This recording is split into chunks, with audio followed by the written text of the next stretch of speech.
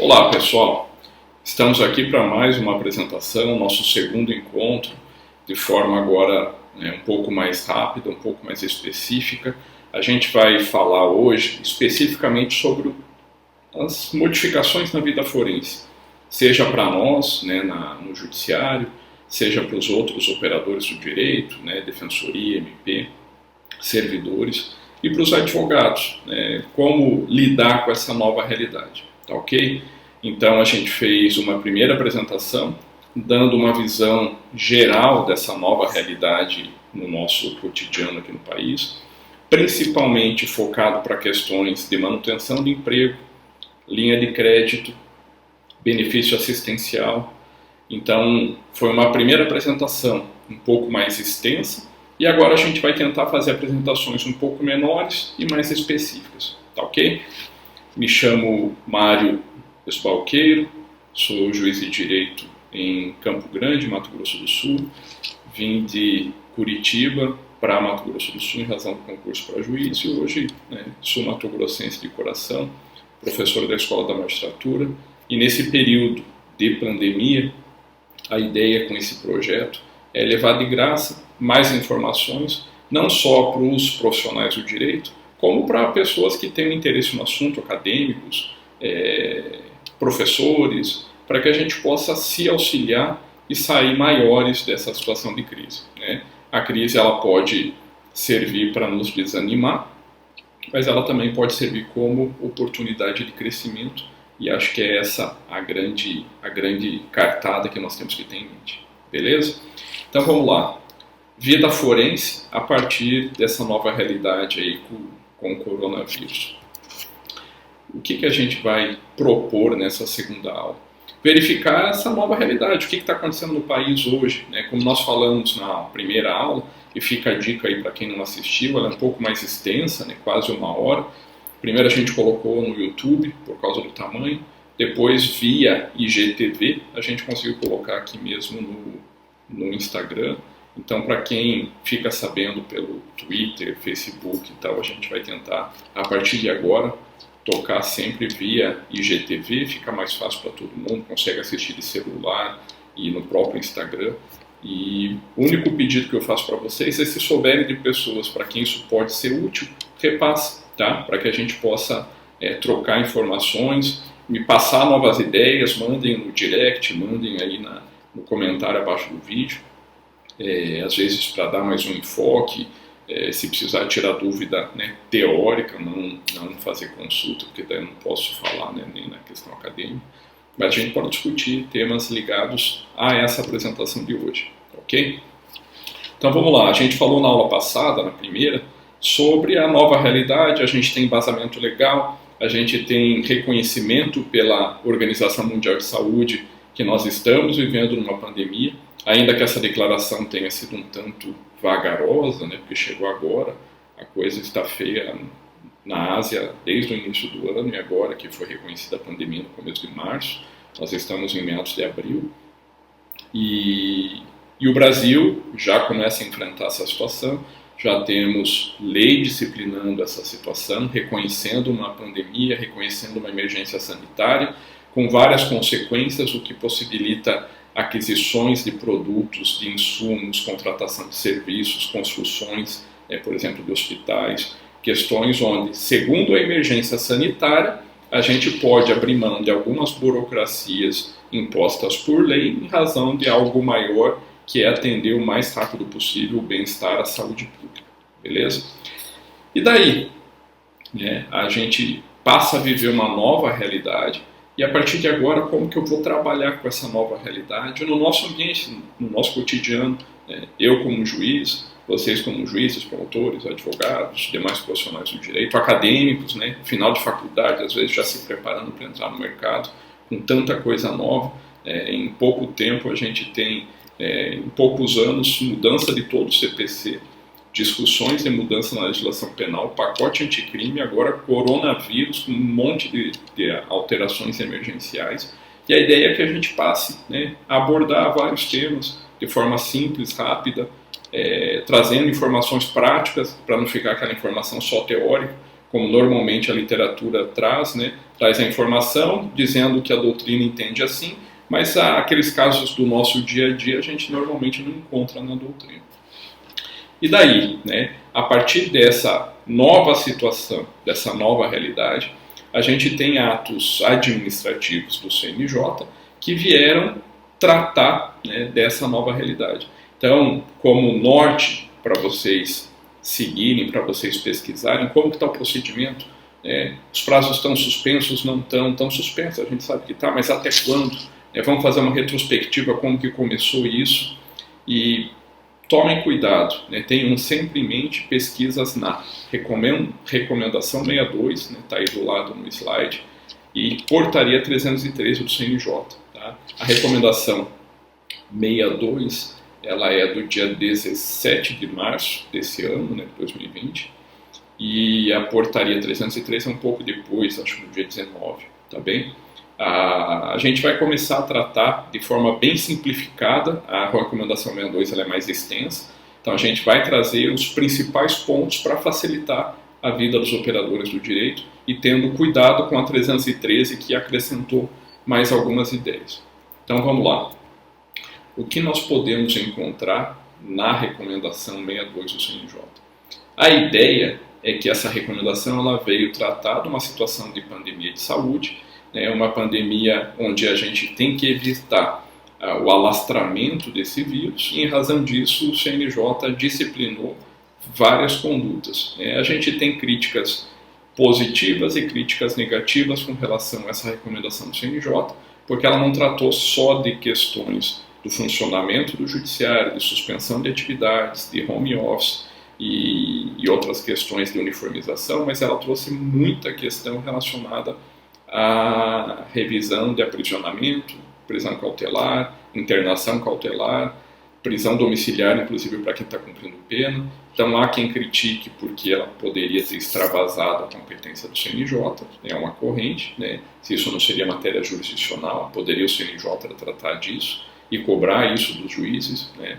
Aqui é uma crítica acadêmica que alguns fazem, e de outro lado, alguns defendendo, não, mas se a DPF 347 já falava do estado de coisas inconstitucionais no sistema penitenciário, o CNJ só está regulamentando uma situação para cumprimento e tal. Tá? Então fica aqui a informação, cada um com o seu juízo de valor. De fato, há a Recomendação 62. A gente vai aprofundar mais para frente nessa questão voltada ao sistema penal, às medidas cautelares, prisão preventiva principalmente, e a prisão pena, a prisão penal realmente propriamente dita. A gente vai fazer uma apresentação específica para isso, uma específica para questões de família, questões cíveis, revisão contratual, questão de inadimplemento, e hoje a gente vai dar um panorama geral, tá ok? Então devagar a gente vai avançando aí de forma específica nos pontos. E daí, o que a gente pode extrair dessa recomendação 62 do CNJ? Primeiro, ela vem trazer medidas protetivas.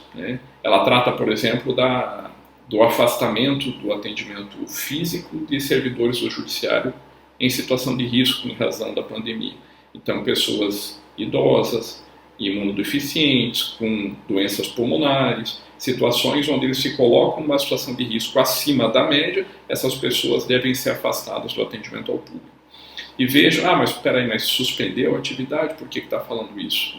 O atendimento do judiciário hoje está, bem dizer, todo home office, a não ser em situações emergenciais, presos, situações que você não consegue resolver por videoconferência, por WhatsApp, por meios informais de comunicação. Mas lembrem que a Recomendação 62 do CNJ foi lá do início dessa situação, foi no dia 17 de março.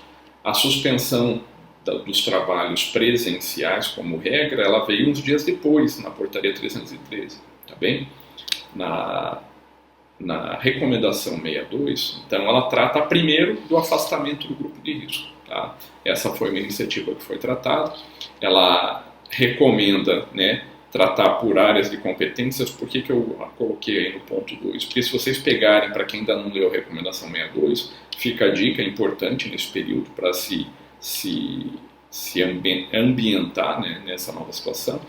E ela vai tratar situações da infância e juventude, situações cíveis, situações penal, processo de conhecimento, situação da execução penal. Então ela vem subdividida e faz, de forma bem didática, vale a pena dar uma lida, independente da área de atuação de cada um, mas para se ambientar e até para saber instruir as pessoas que procurem vocês como advogados.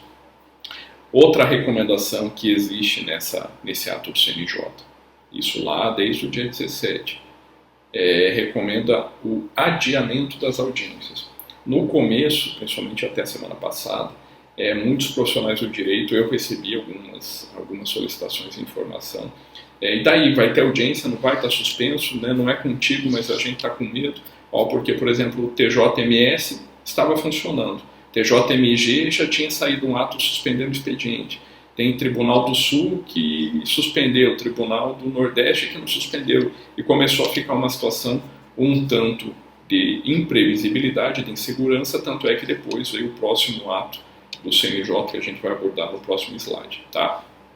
Então hoje, audiências estão suspensas. Mas tem lugar que realiza aquelas audiências urgentes, tá?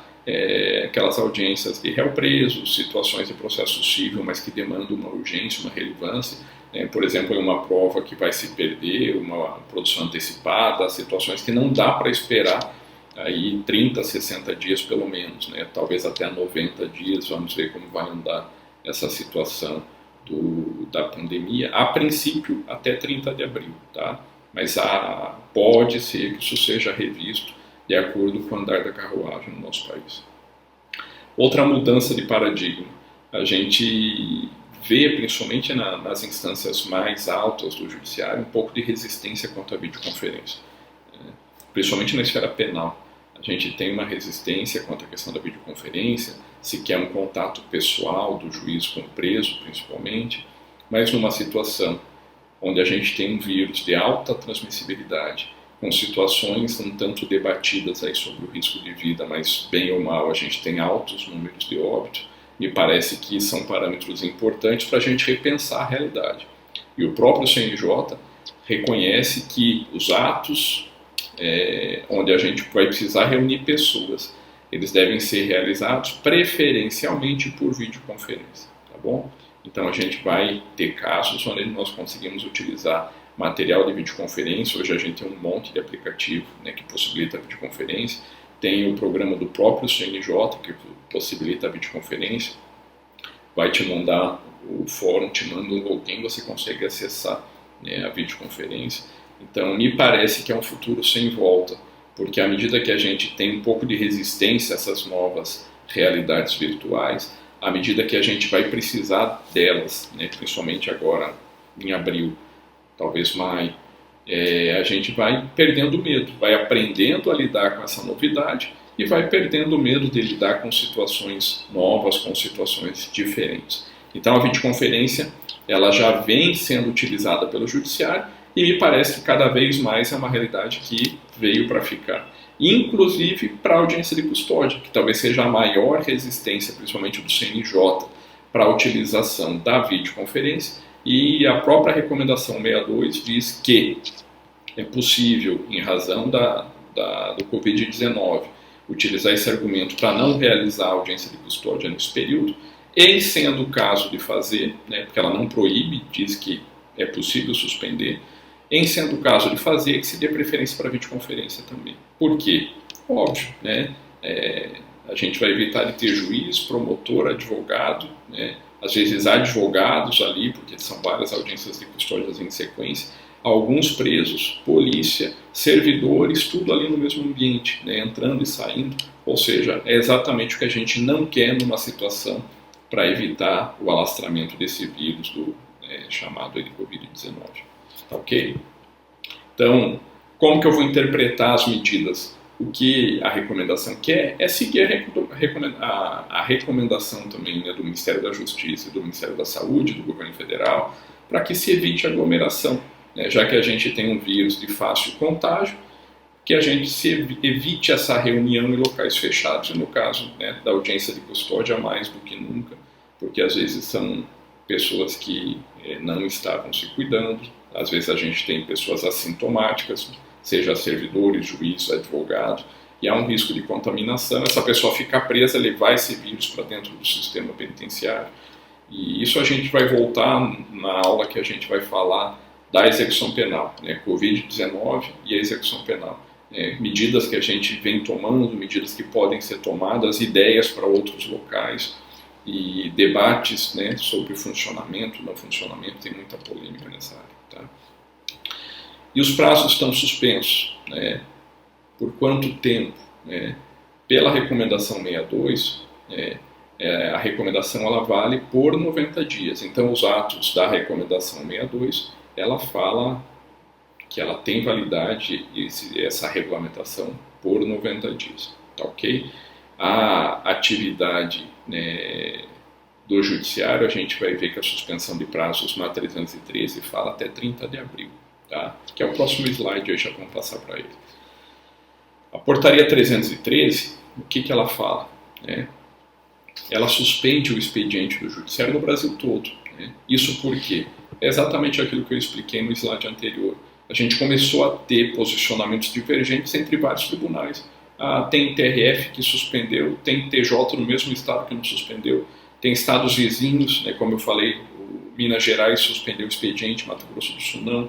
Então a gente começou a ter situações de insegurança, de instabilidade, e daí veio o CNJ que só vamos uniformizar. Como a situação é preocupante, a gente precisa, né, seguir as orientações técnicas de outra área, que é o governo federal, né, e vamos suspender as atividades. Tá? Então, pelo menos até 30 de abril, os prazos estão suspensos e o atendimento presencial do judiciário, como regra, também está suspenso. Tudo, né, e tem dois aí do slide, tudo está parado no judiciário? Não. Pelo contrário, né, na verdade o que a gente tem visto é que os operadores, né, na área do judiciário, seja o juiz, a assessoria, a equipe técnica das secretarias e etc., né, a equipe de apoio, está todo mundo trabalhando. Né, tirando uma outra atividade aí que precisa ser presencial, né, e pode ter diminuído, como por exemplo o oficial de justiça, outras atividades que a gente consegue trabalhar perfeitamente de casa, né, à distância, utilizando o home office, vem sendo utilizado, né, muito no Brasil todo. Inclusive tem números do CNJ recentes mostrando que a produtividade se manteve ou aumentou no judiciário. Né. Mas por que então em casa trabalha melhor? Aí uma série de fatores. Né. A gente tem, primeiro, menos tempo perdido, porque trânsito, né? Então o tempo que o juiz leva para ir para o fórum, para voltar para o fórum, isso ao longo da semana, quantas horas ganhou. Chegou a noite, é horário de buscar o filho na escola, tem que passar, comprar coisa para janta, para o lanche, não sei o quê, ou seja, você tem outras atividades. As crianças, em regra, né, estão sem aulas, então a gente tem menos dedicação para outras coisas que tomam tempo, como buscar filho, levar filho, como deslocamento de casa até o fórum, né? Pensem isso em grandes cidades, São Paulo, Rio, Recife, né? Campo Grande ainda é rápido, né? A não ser que a gente mora em bairros mais distantes.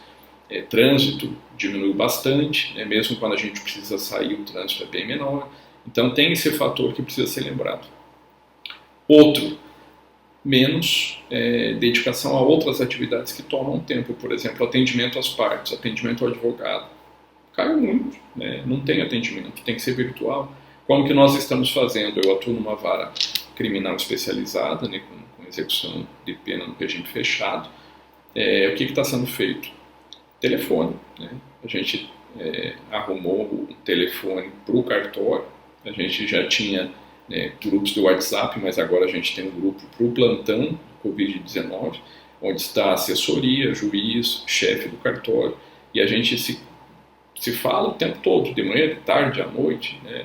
Tem hora que até precisa, agora chega, vamos descansar um pouco, porque é domingo, a gente está discutindo trabalho, e aí já antecipando uma crítica ao home office, né, a gente acaba perdendo a ideia de tempo, extrapola muito, isso aumenta a produtividade, mas é um perigo também da gente perder saúde pensando num futuro aí um pouco mais distante.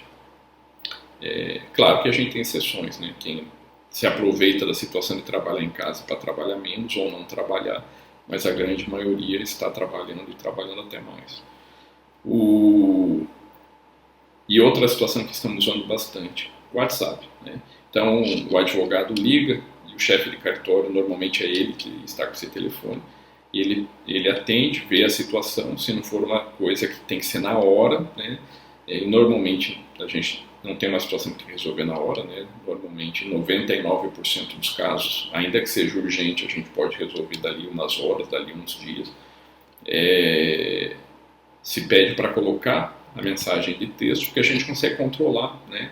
Então, ó, essa a gente já viu, ele repassa, me avisa, eu consigo acompanhar se aquele ali realmente já foi feito, se não foi, passa para a assessoria que cuida daquele ato, a assessoria me avisa, né?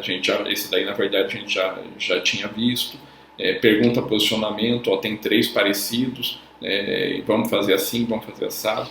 Então, a utilização de formas de contato mesmo à distância com a tecnologia que nós temos agora no século XXI funciona e muito bem, tá? Então, para quem tem resistência a essas novas ferramentas, sou fã dessas novas ferramentas, estão funcionando muito bem, os números mostram isso, ok?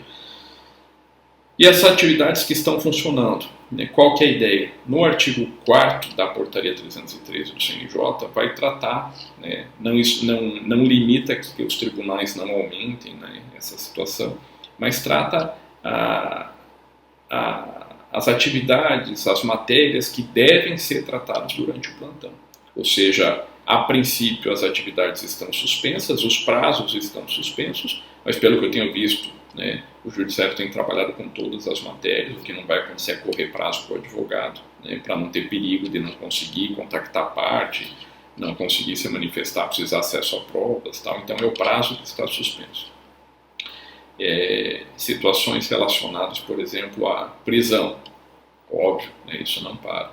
Relaxamento, liberdade provisória, revogação preventiva, isso tramitando normalmente. Do outro lado, pedido de busca e apreensão, escuta telefônica, quebra de sigilo, busca e apreensão, não sei se eu já falei, são situações que tramitam normalmente, porque são urgentes, né? Não dá para a gente esperar passar a pandemia, eu não posso esperar 90 dias para isso, tá? Pedido de progressão de regime, regressão de regime, os pedidos domiciliares, que virou uma pandemia processual, né? Para quem atua na área, se pede para aqueles casos graves e se pede para todo o resto também. Hoje em dia a gente perde horas respondendo habeas corpus. A imensa maioria dos pedidos tenta se livrar do cumprimento da pena, né? A gente está aqui no ambiente acadêmico, teórico, a gente sabe o papel do advogado é esse, é tentar, mas só justificando o porquê do volume de trabalho, porque às vezes chega a mensagem, mas o pedido foi concluído já faz 2 dias, é urgente. Sim, mas é 2 dias, mas tem 50 que entrou há 2 dias com a mesma pretensão, pedindo prisão domiciliar, porque tem medo de pegar o vírus, né? E nós aqui fora também temos medo de pegar o vírus. Porque é grupo de risco. Grupo de risco o quê? Porque tem 60 anos, né? Mas qual que é a prova? A idade é mais fácil. Tem problema de saúde? Qual o problema de saúde? Qual que é a prova para embasar isso, né? Então são situações que a gente vai ver nos próximos encontros complexas, né? Que não é assim, é só liberar, né? E a gente tem aí uma dicotomia preso, sociedade, risco de novos delitos, risco de contaminação desse preso, né? Situações que nós temos que pensar, já que a ideia aqui é crescer em conhecimento, né? Eu não posso me limitar a pensar, eu sou promotor, eu vou ser rigoroso porque eu sou promotor, eu sou advogado, eu vou querer soltar todo mundo a todo custo. Aqui é um ambiente acadêmico, né? Então a gente vai falar de várias visões e você forma a sua opinião, como que você vai usar essas informações é problema seu. A ideia é a gente ganhar em mais conhecimento. Atendimento presencial, já falei, né? Suspenso, se faz tudo via online e bem funcionando muito bem. Às vezes teve uma crítica semana passada, um advogado fez uma reclamação dizendo que não conseguia ligação. Aí o chefe de cartório que conversou com ele, disse, não consegue ligação porque eu atendo o telefone o tempo todo, né? Não consegue ligação porque eu estou atendendo o outro, porque eu estou atendendo o outro, porque eu estou atendendo o outro, e é o tempo todo atendendo. Né? Inclusive ele diz, o que mandar por texto a gente vai vendo, né? Agora a ligação tem que esperar. Né? Quando a gente liga no telemarketing de qualquer empresa, a gente espera alguns minutos, né? Dependendo da empresa, nessa época, então, Deus me livre. Né? Eu tentei ligar numa empresa de aviação aí 2, 3 vezes, desisti, até agora não consegue se falar. Prazos suspensos, né? Então, até o dia 30 de abril. Até quando estão suspensos os prazos? No crime, no civil, 30 de abril. Mas a recomendação 62 fala de 90 dias, espera aí. A recomendação fala de novas tratativas, de suspensões, de prisão domiciliar, de suspensão de audiências, etc., por até 90 dias. A suspensão de prazo, a gente tem um tratamento específico, portanto, regra de hermenêutica, né? Uma regra do mesmo órgão administrativo do CNJ, dizendo que a suspensão de prazo até 30 de abril. Tá? Então, depois de 30 de abril, tomem cuidado se os prazos vão voltar ou não. Eu estou falando isso, né, como vou lembrar que a gente está no começo de janeiro, gravando meados de janeiro, então quando chegar no final, meados de abril. Então quando chegar no final de abril, verifiquem se os prazos vão voltar ou não. Se tudo correr bem, né, me parece que tirando alguns estados do Brasil, a situação por enquanto está indo bem, creio que 30 de abril vai voltar a correr os prazos, né, mas vamos ver, é cedo para falar ainda. E trabalho remoto, né, é uma nova realidade, não tem como a gente deixar de falar isso, não tem como a gente deixar de reconhecer isso, é o futuro, isso para grandes centros, né, pensem a diminuição do custo de empresas, a diminuição de custo de órgãos públicos, agora claro, né, tem que haver um controle rigoroso de produtividade. Eu sei, por exemplo, que a minha equipe, eu tenho tranquilidade porque eu sei que eles trabalham, eu conheço cada um, mas é uma equipe pequena. Agora pense em um tribunal, né, pensando no todo, uma grande empresa. Então a gente tem que ter controles de produtividade. O CNJ até, né, nos casos que possibilita trabalho à distância, é exigível, né, fazer uma média de produtividade. Aquele servidor que trabalha em casa ele tem que ter uma produção maior do que quem trabalha, né, no local físico. Tá ok? Vamos lá. A gente já está com quase meia hora, é o último slide, e vamos tentar aí adiantar para a gente fechar, fazer um trabalho mais rápido daqui para diante.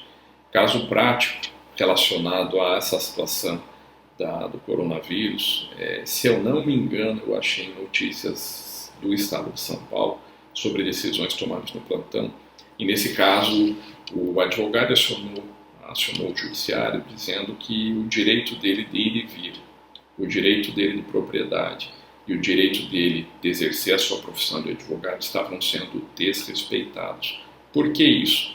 Porque ele tem um escritório num condomínio comercial e a partir da quarentena o condomínio comercial proibiu a entrada. Disse aqui é escritório, não entra mais ninguém. E daí? Né? Já que é para trabalhar de casa, aqui ninguém mais vai entrar. Será que o condomínio podia ter ido até aí, né? Limitar o acesso ao seu imóvel, ao seu escritório? O que vocês acham? Né? Mas espera aí, limitou o direito de propriedade. Né? Poderia o síndico fazer isso? Será? Eu não conheço o caso concreto, estou aqui fazendo uma reflexão sobre as possibilidades. E daí, poderia? Eu dizer, não, espera aí, direito de propriedade. Não, direito de exercício da profissão, está impedindo o advogado de trabalhar, ele vai viver do quê? Né? E do outro lado, mas espera aí, interesse público, a gente tem uma situação gravíssima, tem um monte de gente que não está conseguindo trabalhar, não pode. Qual que foi a decisão judicial nesse caso? Foi dito, advogado, de fato, nós temos direitos que aparentemente estão sendo desrespeitados, né? A gente está trabalhando com uma cognição sumária, um juízo de risco, uma probabilidade. Eu tenho uma situação de risco se eu esperar passar essa crise, né, e o advogado ficar todo esse tempo sem poder trabalhar, e daí? Né, quais são as ferramentas? E acho que era uma juíza, ela disse, advogado, o senhor vai poder utilizar a sua sala. Foi concedida em parte a tutela, foi dada em parte o pedido, dizendo que o advogado vai poder acessar a sua sala no edifício comercial com ressalvas. Quais? O público não. Então ele vai poder advogar. Nós temos novas formas de trabalho, como a gente vem falando desse encontro todo, né? Novas ferramentas, eu consigo fazer reuniões virtuais, tenho aplicativos de celular. Hoje em dia todo mundo tem smartphone, mesmo as pessoas mais pobres, né? Se não tem, arruma alguém que tem. Se não consegue, marca um encontro no lugar aberto. O que não pode é ter um fluxo de pessoas o tempo todo num lugar fechado, tudo o que não se quer, né? Principalmente se tratando de São Paulo, que é a situação mais complexa hoje com relação ao coronavírus, né? Então foi dito, pode trabalhar, pode ter acesso ao seu imóvel, direito de propriedade garantido, com restrições. Nós não temos garantias absolutas na Constituição, e essas restrições são temporárias, é uma situação de crise grave, reconhecida por órgãos internacionais, e assim por diante, né? Então, a partir daqui, a gente vai ter o direito de ir e vir com algumas limitações, direito de propriedade com algumas limitações, o direito de profissão exercido, mas com novas adequações, principalmente em razão da situação de calamidade sanitária, tá bom? Para encerrar, né, a gente está dando aqui um aspecto geral, né, de uma nova realidade de trabalho, e a gente vai tentar, a partir de agora, então, fazer mais uma gravação, pelo menos, trazendo de questões da área civil, né, por exemplo, repactuação de contratos, revisões, teoria da improvisão, despejo, situações muito frequentes que estão acontecendo. Pensão alimentícia, prisão civil, né, HC coletivo, cumpre em casa, trazer para vocês mais informações para que a gente saiba onde está pisando, né, como eu falei nosso primeiro encontro, e que a gente produza trabalho de mais qualidade e ajude mais as pessoas que estão precisando. Área criminal, como ficaram as audiências, situação de réu preso, revisão de prisão preventiva, quem está preso que pode ir para a prisão domiciliar, isso é determinação, é obrigatório o juiz aplicar, não é, em que casos, como está sendo decidido, julgados dos tribunais, a gente tem locais do país que concederam domiciliar para crimes graves, a maioria não concedeu, o STF tem sido bem rigoroso nessas concessões, né, mais rigoroso que muito caso aí de primeiro grau, de segundo grau. Tá? Tem julgados recentes, aí, decisões recentes do ministro Fachin, material entrevista dada pelo ministro Fux, preocupação do ministro Sérgio Moro, e de outro lado a gente tem o CNJ com um posicionamento bastante garantista, e a gente vai tratar disso um pouco mais adiante em outro encontro. Questões trabalhistas, que a gente deu um enfoque na primeira aula, no primeiro encontro, falando sobre manutenção do emprego, sobre linha de crédito, sobre acordos, para iniciativa privada, como que a gente pode trabalhar isso para que o empregador consiga manter o seu negócio com menor despesa, já que o trabalho caiu muito, a arrecadação da empresa caiu muito, e que o empregado consiga manter o emprego também, né? Então a gente, a partir de agora, vai focar mais nas áreas cíveis como um todo, né, na área penal. A questão pode parecer preocupante, mas para a área da advocacia me parece que não, né? A ideia, claro que nesse momento talvez até ocorra uma menor procura dos advogados, porque está todo mundo, primeiro, com restrição de locomoção, muita gente preocupada e muita gente sem dinheiro. O que acontece? Daqui a pouco vai se aumentar a procura por advogados. Por quê? Porque eu preciso discutir a questão trabalhista, foi mandado embora. Porque eu quero ver o que eu posso fazer com os meus empregados, né, o empregador. Eu quero revisar contrato, eu não estou conseguindo pagar o aluguel. Eu quero despejar o locatário, né? Então os dois lados, porque eu sempre tenho relações bilaterais ou multilaterais, né? A questão criminal talvez seja a mais imediatista, né? Porque fala que é possível prisão domiciliar, todo mundo quer sair no dia seguinte. Quem tem, às vezes, algum motivo para isso, e boa parte que não tem motivo nenhum, mas quer tentar também. E acaba que isso acaba entupindo o gargalo, né? Porque todo mundo pede, todo mundo quer. Isso gera, né, talvez um pouco de atraso aí na prestação. E já olhando lá para frente, né, já que são dicas de trabalho, e vejam o quanto isso pode trazer de ferramenta, de oportunidade de trabalho para o advogado. E ainda assim, quando isso começar a diminuir, a gente tem eleição no final do ano. Então, o direito eleitoral ainda não é um filão interessante, né? Mas para quem pudesse atualizar, estudar essa área para buscar isso, né, esse trabalho lá em outubro, se tiver atraso da eleição, né, de acordo com a nossa situação aí, talvez o próximo passo. Hoje, se atualizar nessas questões de novas legislações e nessa situação da pandemia. Num próximo passo, já pensem num estudo aí a respeito de direito eleitoral, que é diferente, não diria que ele é difícil, ele é diferente, e a gente atua pouco, né? Eu atuei em várias eleições já, mas acaba que a gente atua a cada 2 anos, né? Para o advogado, às vezes até mais, ele atua só na eleição municipal, por exemplo, né? Então, precisa se atualizar para não fazer besteira, ok? Uma nova visão de trabalho do advogado, né? Me parece que aquele advogado do século passado, onde tudo precisa ser judicializado, que o advogado bom é advogado bom de briga, né? O que fala mais alto, respeito quem pensa desse jeito, mas me parece que no século XXI não é assim que funciona. Se a gente pegar a advocacia europeia e americana, não é assim que funciona, né? É a advocacia de resultado, a advocacia preventiva. No Brasil, os advogados sabem melhor do que ninguém que isso é difícil, né? Normalmente o cliente te procura quando a M está feita já, né? A situação já está complicada.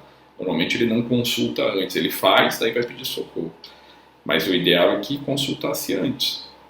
E nesse momento de crise, talvez muita gente preocupada com a situação comece a fazer essa busca por advocacia preventiva, cautelar, antes das medidas, tá bem?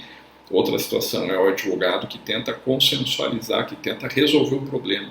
Porque você comprar a briga e propor a inicial é fácil, né? Qualquer advogado, né, que tenha o mínimo de noção de direito, que estude aquilo, é fácil. O difícil é resolver o problema de cliente, né? Esse já não é tão fácil. E lembrem que do mesmo jeito que o teu cliente está numa situação difícil, o outro lado da relação também está. Aquele que não consegue pagar o aluguel está numa situação difícil, e aquele que vive do aluguel, porque alugou o prédio e está vivendo desse aluguel, também vai ficar em situação difícil. Então, às vezes, tentar, né, achar uma solução aí por equidade, uma solução de parcelamento, de moratória, tentar resolver isso de forma consensual é o melhor.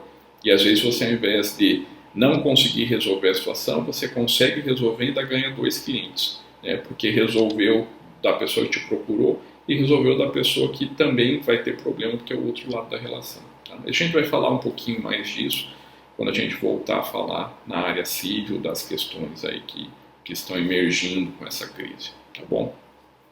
Acima de tudo, bom senso. Acima de tudo, buscar resolver o problema. Acho que é isso que o advogado tem que ter em mente. Acho que é isso que os aplicadores do direito têm que ter em mente.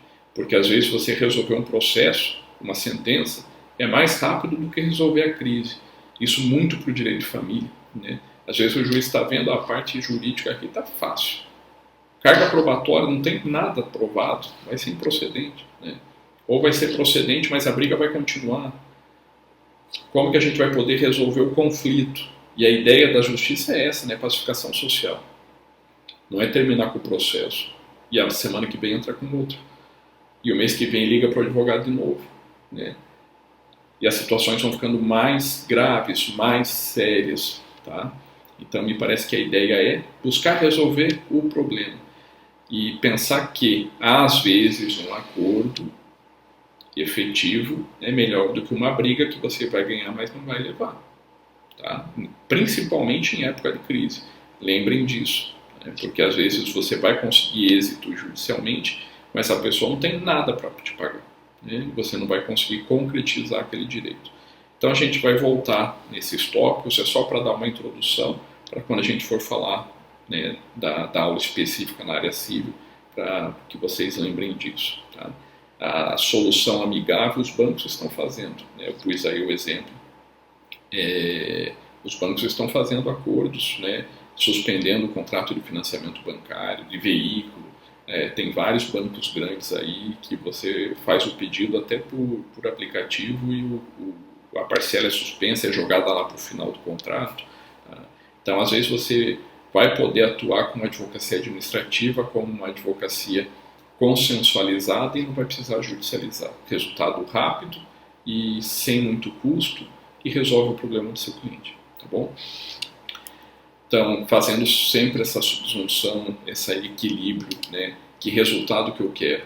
Vale a pena o litígio ou é melhor resolver isso de outra forma? Tá? A gente vai voltar nisso mais adiante. Espero que tenha sido útil, tá? Trazendo essa nova visão, como que a gente vai trabalhar no direito a partir de agora, novas oportunidades, novas atuações para o profissional do direito. E a partir de agora a gente vai continuar fazendo, né, gravações de aulas, e agora com temas mais específicos. Direito penal, direito civil, dentro do direito civil, né, família, contratos revisionais, etc. E no direito penal a mesma coisa, processo de conhecimento e execução. Muito obrigado pela confiança, pela atenção. Ficam as dicas, espero que tenham sido úteis. Se acharem que são úteis para colegas de profissão, para pessoas com quem vocês trabalham, por favor, repassem, é de graça a ideia e que a gente cresça junto.